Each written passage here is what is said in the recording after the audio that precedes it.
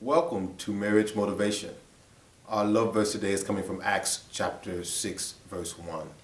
And it says, "And in those days when the number of the disciples was multiplied, there arose a murmuring of the Grecians against the Hebrews because their widows were neglected."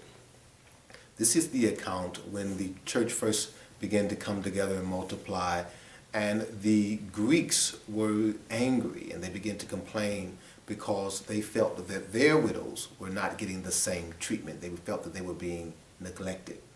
This is something often that happens in marriages because we feel neglected and we get upset, we get angry, and begin to argue even over things that happen in our marriages.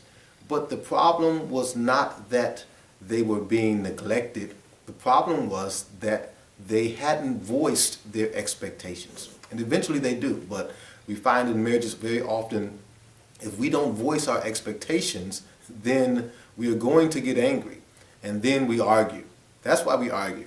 If we can get right down to the bolts of it, we argue when we're angry. You don't argue when you're happy. "Oh, I'm so happy today," and then you just start arguing about something. No, we argue when we're angry. So why are we angry? We're angry because of unmet expectations. That's the definition of anger. A feeling of severe displeasure because of unmet expectations.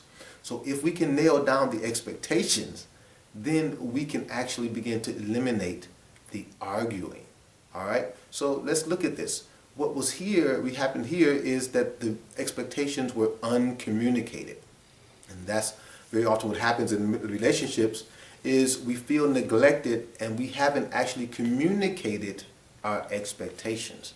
So I want to encourage you today to begin to communicate your expectations. I've had couples one couple in particular, who was telling me how she was angry because she had given her husband a list, let's say for Christmas, for 3 things that she wanted for Christmas. She gave him a specific list, and he went out and bought those things for Christmas, wrapped them up. They were looking all wonderful under the Christmas tree, and when she unwrapped them, she was, she's liked the gifts, but she was expecting at least one more gift, one more that he would give her that she hadn't told him to get. She expected him to do something out of his own accord or out of his own love that she felt. But he didn't do that. He did exactly what she had told him to do, but she was angry now on Christmas because he didn't do what she expected him to do. Uncommunicated expectations. So in my book, I talk about the 4 different types of expectations. They are legitimate expectations, petty preferences, immature expectations, and uncommunicated expectations. So ladies, let me help you in particular, because sometimes you feel like, well, if he loves me, he ought to know what I want. Bad answer. You need to tell him, share with him what you expect from him.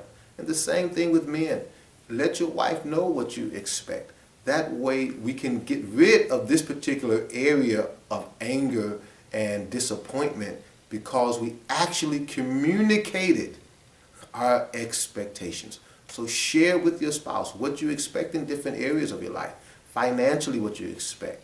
Relationally, what you expect. Intimately, what you expect. What do you expect with the children and how to discipline the children? Share with one another your expectations. And then we won't have uncommunicated expectations.